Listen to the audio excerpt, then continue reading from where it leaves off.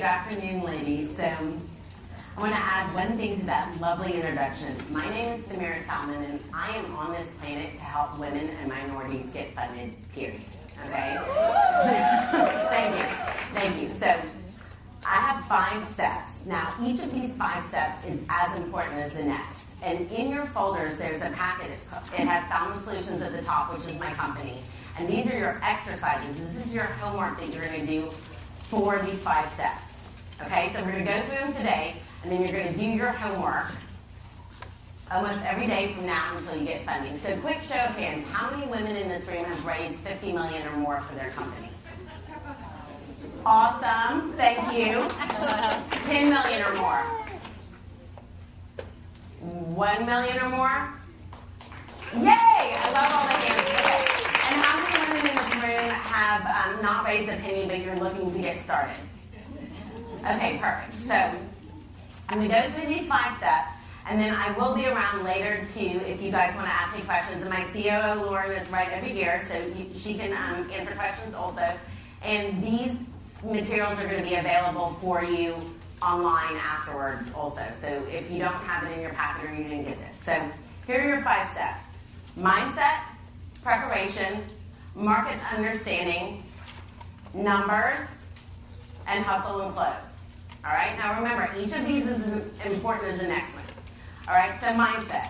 You've heard this over and over today, over and over. You have to believe that you deserve this money, okay? Investors read energy and body language before anything else. So if you show up and you're like, I really need to get some money for my company, or you show up and you're like, I need $5 million for my company and here's why. There's a difference in that energy, okay? And they can feel it. You are asking somebody to invest in you. You want them to invest in you. You need to believe in yourself. So the way that you're going to do that is you need to know you deserve this. You have to develop the grit and grace. Those two together. It's grit and grace. You can't be all grit with no grace, and you can't be all grace with no grit. And it's your attitude, okay? You have to know that you deserve this. And I like to akin fundraising to being in the Olympics, okay? The Olympics happens every 4 years. You have to think of the Olympics as the date that you launch your business. Everything up until that is training. You are training every day. You are now an endurance athlete, okay? And endurance athletes have this thing called the pain cave. And it's like when you get in the pain cave, I think Cindy could probably tell us about this from her triathlon work, but when you're in the pain cave, it hurts and it's painful, right? So you're going to be in the pain cave for a long time when you're raising funding, so you need to get in there and get comfortable with it. You have to commit to the daily actions. Every single day, you have to wake up and prepare and do things in excellence to raise funding. It's not a one-time event. It's not like you're going to wake up and raise funding one day. It's every single day over and over. All right, so you're going to commit to the daily actions that you need. We have some exercises here under mindset. You're going to write a declaratory statement. You're going to say, I know, I want, I deserve, whatever words that feel right to you, X amount of dollars for my business. And then you're going to write some affirmations under that. A lot of people think this is hokey. It works. You need to do it every day. I do it every single morning. My journal's right there. You can look in it. I did it this morning. So you're going to write your affirmations, you're going to write your declaratory statement, you're going to practice them every single day. And then you're going to journal about what it feels like, what it tastes like, what is it like when you have that funding? How does your life change? What are you going to do differently? How does it feel? And you're going to meditate on it. A bunch of people have talked about meditating, they talked about believing in confidence. There's a reason we're all on this stage talking about this, okay? This is number 1. You're going to start doing this every single morning, okay? Number 2, preparation, okay? This is training for the Olympics, and you have to do it in an environment of excellence, okay? Fundraising is a skill set. It's not just about, oh, I'm going to wake up one day, but it's strategic training that allows you to master it, okay? Excellence is not an option. A couple of people today have mentioned that when you're a female minority, there's no margin for error. This is a fact, okay? So you just have to accept this as a fact. If you don't like this fact, then go do something else. But we have to do it better, okay? So you're going to proofread, you're going to tick, you're going to tie, you're going to double check. I get pitch decks from women all the time that are sloppy. I do not want to see misspelled words. I do not want to see any math that doesn't work. So excellence is not an option, okay? Nothing at all will give you the confidence more to raise funding than have perfectly prepared materials, and you know your stuff cold and hard, and you know that your materials are in excellence. And there's nothing else you can do to ensure that your company is going to be successful. That gives you the confidence that you need. Okay, so we have some exercises under the preparation part. First, you're going to list out your daily schedule and routine. So every morning you're going to journal, you're going to meditate, you're going to do your mantras, and then you're actually going to do the work on your pitch deck, on your financial model, on your pitch itself. But every single morning, make your checklist and check it off every single day. That pitch deck, that financial model, those are living, breathing things, and you want to constantly make them better until you're ready to go. Also, you're going to make a master list of all the tools and things that you need to raise money. We obviously know you need a pitch deck. You're going to need a data ring with all your information in there that shows them how you came up with those numbers in your financials. And then you're going to have a business plan. You're going to have, whatever you need for your reach out strategy. But you're going to work on these things in excellence every single day. You're going to wake up every morning and you're going to check off your list and you're going to make it happen. You got to be the Nike commercial on this one, okay? It is daily, daily, daily. We just did a capital raise and we went through this process. I've been doing this for years. I've raised a lot of money and the process does not change. If you make the list and you work on it every single day, it's like training for the Olympics. Okay. Market understanding. This might get a little controversial, so stick with me, okay? But be in intense realism about what the reality is. The majority of funding is controlled by people who do not look like us. That is a fact, ladies. I cannot change that fact tomorrow. There's a game out there that's been played a long time by people who don't look like us, and they wrote the rules. Now, like I said, I can't change the rules tomorrow. What can I do? I can learn these rules so well that I win every single time. And then I can stand on this stage and I can teach each one of you how to win every single time. And then each of you is going to stand on the stage and teach 300 more women how to win every single time. And when you do that, we will rewrite the rules. Okay? That is why I'm here on this planet. I am here so we can get funding and we can kill it with our businesses and we can level the playing field. Okay, so if everybody promises me that you will take this exercise sheet and you will do it every single day until each of you gets funded and you show up back here next year, and when I ask how many women in this room have raised $50 million for your business, I want every hand up. I'm serious about this. Like, this is my passion. I need us to start raising funding by doing all these necessary steps, okay? So the bottom line is, there's a game out there. Numbers control. Okay? Pretty pitch decks cannot make up the place of poor financials. So we're going to get into the numbers part in a minute. But Gene Case talked a little bit about unconscious bias, right? What I can tell you removes that is numbers in a financial model that are correct and get men excited. Okay? So you all are going to figure out how to do that, all right? I'm a female, raised a lot of money. Why? Because I don't let them look at me like a female. I let them look at my awesome financial model. Okay. So are we all on the same page here? Okay. So the next thing is, need to map the market. A lot of people are talking about VC funding. There are many different sources of funding. There are friends and family, angels, VCs, high net worths and family offices. These are private individuals. That is the work that I do. At Salman Solutions, 100% of the money we raise is from private individuals. We don't raise any money from VCs, okay? So one of the things you have to do is understand the universe of funding options. Get some mentors, talk to your CPA, talk to a CFO, get some people to help you to understand the universe of the options. And once you understand the universe, you need to understand what type of funding works best for your type of business. If you're seeking VC funding, you need to have VC milestones in your business. If your business is not going to reach VC milestones, then don't seek VC funding. So I hate that 7% statistic. It makes me crazy every time I hear it because I think it's a mismatch. Okay? I know that women are going for VC funding and not getting it, but I'm saying, but why don't you look over here and see all this other different types of funding? There's a lot of money available on this planet. We just need to get it matched up correctly. So what you're going to do, you're going to really understand the market. When I started raising funding, I interviewed a bunch of investors, and I said, what do you look for? What do you like? What do you dislike? How do you like the materials? How do you like the data rooms? I learned who needed what out there, and now when I work with my clients, I match them up to who needs what. It's dating. Truly.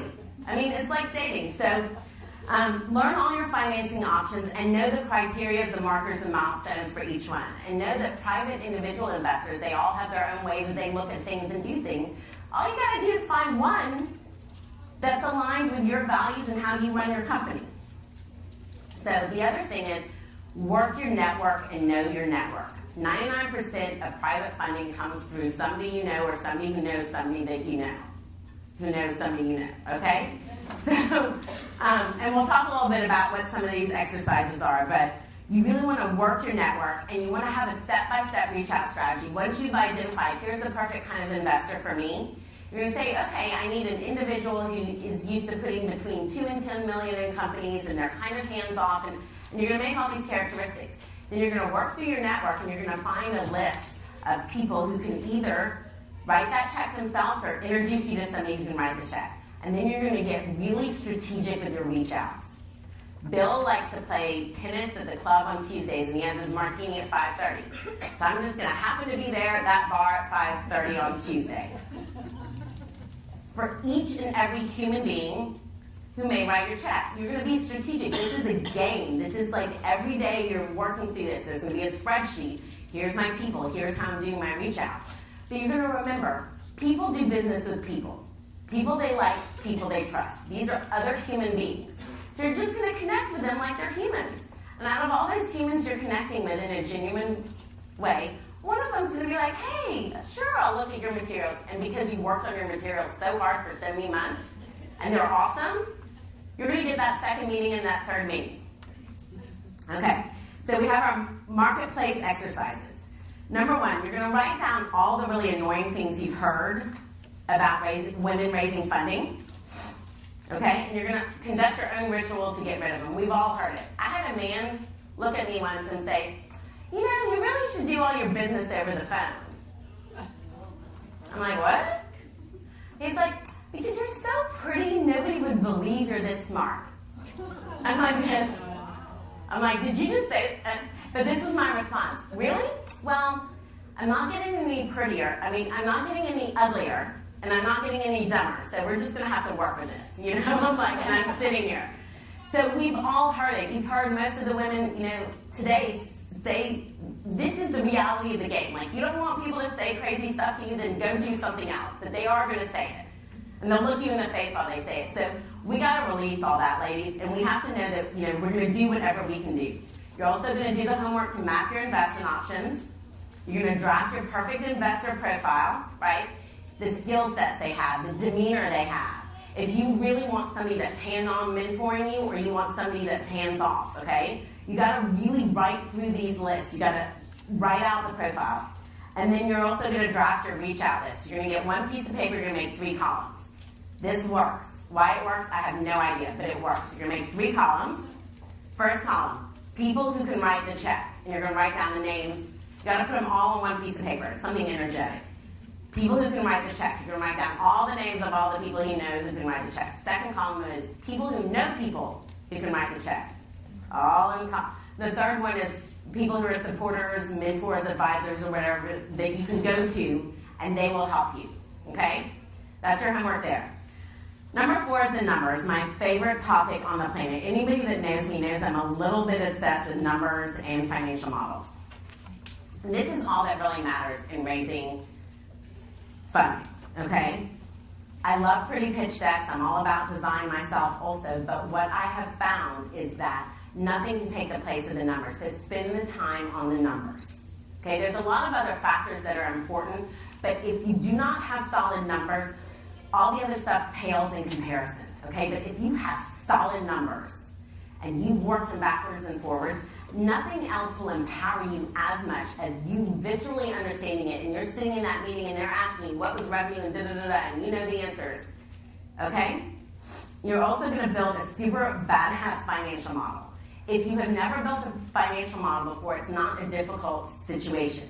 You're going to put revenue, you're going to put expenses. Under revenue, you want to write as many items as possible, and you want to project what you think revenue is using very step-by-step logical assumptions. I think I will sell 1 thing in month 1. I will sell 5 things in month 2. I will sell 6 things in month 3. The most important part here is to show your work. So do not hard code numbers in your model. You need to put formulas in there. And then the basis of the formulas, you need to have a full data room with all the research and homework you've done. Because I know you all have, ladies. We over-prepare for everything. You need to show all your work. This is like in math class. Remember when you got the answer right but you didn't get full credit because you didn't show your work? It's the same thing with fundraising. But think about it this way. If you made an assumption that an investor doesn't agree with, but you've shown your work in your model, we can easily go in there while we're pitching and tweak that number to show how it would be different. But if you just hard-coded and you slapped a number in there and you didn't show all the work behind it, well then unfortunately they're going to say, oh, we don't agree with those numbers and pass on you. So you're going to make it as easy as possible to keep them in the conversation. The other big thing, ladies, do not dilute your numbers. Too many times, I get decks and financials all the time. Men way inflate their numbers and ladies way underinflate their numbers. Make an assumption that they are going to ratchet your numbers down. So if you're going to err, on one side, err on the side of making it a little bigger. Do not think, oh, well, if I only ask for less, it'll be easier to get it. That is not the way it works. You need to ask for exactly what you need to make the money, because we also heard this today. It's not about getting the money, it's about not losing the money, okay? So if you don't raise enough money, and you can't get to your milestones, and you're not able to raise again, well then what was the point?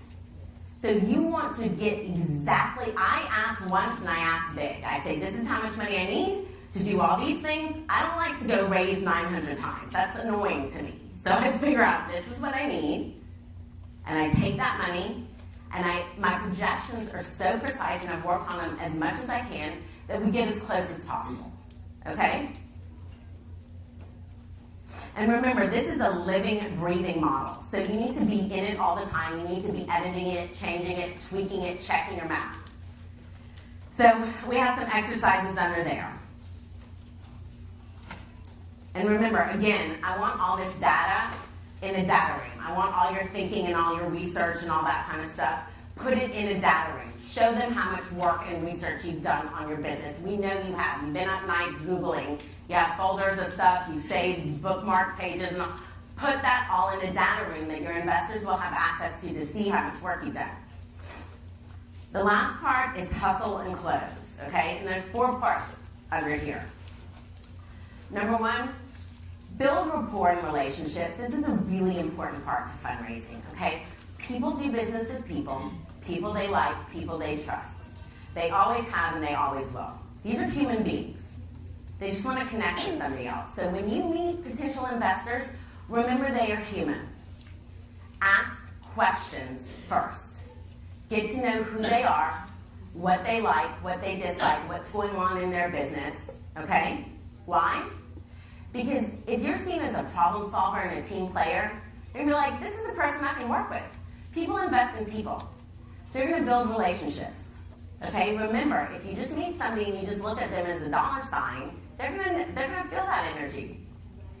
I work with a lot of private investors and family offices, and I've been blessed enough to be brought into the inner circles. Why? Because I never saw them as checkbooks. Saw them as humans, and I helped them solve their problems, no matter what they were, if they need an intern, or we need to do this, or I had one the other day, he's like, we found this chandelier, we need to get it appraised. I'm like, send me a photo, I send it to the people at Sotheby's, this has nothing to do with fundraising, but I'm a trusted advisor, so build these relationships, guys, and be there and build authentic relationships. Number 2, game face.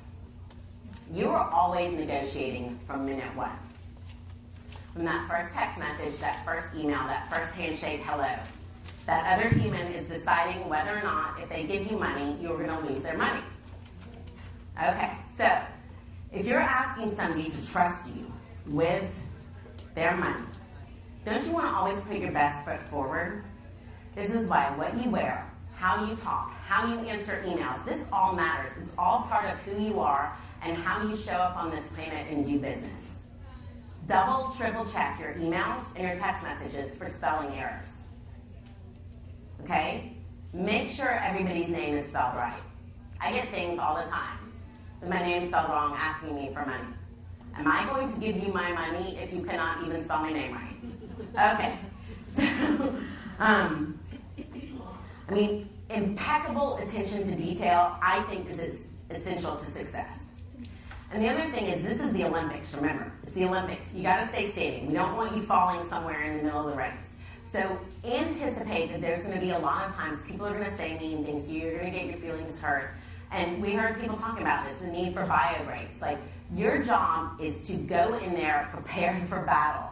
If you need to take a break to use the ladies' room, take a break to use the ladies' room, okay? You gotta stay standing, you gotta stay composed. We do not have margin for error until we do. All right, so we're kind of in this like little place right now, ladies, that we're all going to be like out for battle, and then when we all get our funding and we all raise our $100 million companies, then we can write the rules however we want, right? But we're not exactly there yet, so we need to get there. The other thing is you need to control you. We've also heard that up here today. That's the only thing you really have control over is you, okay? And don't make business personal. So don't compare yourself to others, don't get your feelings hurt, and don't hear these statistics and make them a reality, okay? Yes, only 7% of females get VC funding, but can we make a statistic that says, 50% of females get private family funding? Yes, we can make that happen. We can do anything we want to do. So I'm kind of annoyed at the media with this statistic because it really has, a lot of people are feeling already kind of beat down before we even try. And what I'm telling you is if you follow the instructions on these sheets that I gave you, and you build these financial models in excellence, and you every single day work on your confidence and your demeanor and the way that you're presenting and how you interact and how you're building your relationships, every single day you will get funded. This is an endurance race, okay? They gotta give the money to somebody. There's a lot of it, and they need to invest it. Always remember this. They have to invest it so it makes more money for them. So they're giving it to somebody. You might as well stay up there, keep standing, and get the money. All right. The other thing is I want you to own this, okay? When you are asked about your business, answer directly, answer confidently, and answer with word choices that matter. So many times I ask women, what were your revenues in 2015? I get back 3 paragraphs in an answer. No, y'all. Revenues in 2015 is a number, okay? If you don't know the number, you need to know the number, all right? If you're in a situation where you're asked a question and you really cannot answer it, it's okay to say, I don't know the answer to that. Don't lie and don't make up stuff and don't stutter. Either answer or don't answer. He's laughing at me. And also, it's okay to take a breath. It's okay to pause. Remember, if you don't believe in you, and you don't believe in what you're doing, and you don't believe you viscerally deserve this money, how are you going to get somebody else to believe in you? You have to know in every ounce of your body that you deserve this funding and that you have done the work necessary to get it. If you're scared of numbers, if you're scared of financial modeling, if you're scared of all that stuff, you need to get unscared. You need to get a friend to help you. You need to go take a class, and you need to play in Excel until you're comfortable. Okay? If you don't want to do that, go do something else. But if you want to be an entrepreneur, you need to get very comfortable with your numbers. That is a fact. All right? So we have some very fun hustle and close exercises. My favorite is write down all your areas for improvement, all your weaknesses, your Achilles heel, and you're going to own them, and you're going to start getting good at them. All the stuff that you're scared about, all the things that you're like, ooh, I hope they don't ask me that. We also put that one. Write down the 10 questions you're terrified of somebody asking you about in your business, or even 20 questions, okay? And you're going to work on answering them like a boss. If you cannot answer these questions, then you need to go back and get them answered, okay? And you're going to practice out loud. Remember, this is a skill set. It's training. You're going to do it over and over and over until you're really good at it. That's why, like, you shouldn't just put your pitch deck together and then go pitch. No, you put it together, you pitched to your friends, you pitched to your stuffed animals, you pitched to your video camera, like whatever you need to do until you own it and you're comfortable with it. That's why you're working in it every single day. Every day you're going to open up your financial model, you're going to look in there and you're going to play in it. Of course it's scary the first time you open up this thing to do it. Like, doing anything for the first time is a little daunting. But when you do it over and over and over and over and over, then you get good at it. Okay? The other thing is, and we've heard this here today also, you gotta shift this mindset and chatter in our heads, okay? We all have it. And, you know, no matter how successful you are, yes, we still do get nervous sometimes, and I do too, okay? So I do my exercises every morning to ensure that I am confident and that I'm clearing as much as I can, and I meditate. If you need to do yoga, if you need to go running, I think every entrepreneur should either practice yoga, run, or go to a therapist. You need something to release, okay? So figure out what you need and do it. Because at the end of the day, it's how you hold yourself. If I've done all my homework, I have this perfect pitch deck, financial model, data room, but I don't have the confidence to own all that work. And ladies, I know you are doing the work. I see your work. You're all doing the work. So now do that little extra piece that gets the confidence and the demeanor and really what you need to bring it home. I think that is all I have. How much time do I have left? You got about 5 left there. How many? You got about 5. Okay. I think, that one says more than. I'm happy to take questions real quick then in my 5 minutes left. Does anybody have questions? Yes. Wait, use your mic.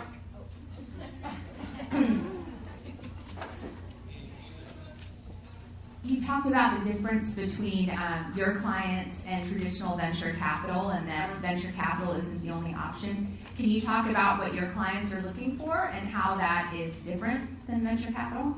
That is a fantastic question. So she wants to know, so I work a lot with family offices and high net worth individuals. And there's a funny saying in our world that says, once you've met one family office, you've met one family office. So what that means is they each have their own demeanor. But basically what they're looking for, a lot of people are looking to put their money into companies and maybe let it grow for a little bit longer. So venture capital has, higher milestones and wants growth and exit. That's not what all private investors are looking for, right? So if you are opened up into a private investor world, or you know people who know people, ask questions. How much money do you typically invest? How long do you like to, leave your money in there? What type of exits do you like? Some of them want to go public. Some of them just want to grow and get some, interest off of it. So these are the questions that you need to ask to understand. The media has done a beautiful job of painting one option for us. But there's like 500,000 options. Any human that has money can write you a check. They might not all fit in the pretty box of VC world, but that doesn't mean that that's not a funding option. Great, sounds like we got time for one more question we're hearing. Let's go back. Doing my workouts in here. Thank you. Hi, I'm launching a new product, I think on Amazon in March, or Mother's Day weekend. And I'm wondering, when is it time to ask for extra help? Once we get a lot of people to the buying it, when do you start asking for the money, and how do you know how much you need when you've never done this before? Okay, so you're launching a product, but you haven't raised any funding to date, right? So you want to set a milestone from launch until you get a certain amount of traction, but you want to start now, today, tomorrow, doing the things on that list. You need to build your financial model, you need to start putting a pitch deck together and get all your information in a data room, and then once you have a certain amount of traction, whatever, I don't know your exact product or company, but once you have a certain amount of traction so you can show proof of concept, then you're going to start having your meetings. But the preparation of the materials needs to start now. You cannot prepare these things too much. I mean, you can ask Warren. We worked on these documents like the same thing over and over and over, but you need to start now putting those things together. Yeah. Samira, final word to you. Final word. My final word? Yep. Ladies, decide to win and do it. Decide to win and do it.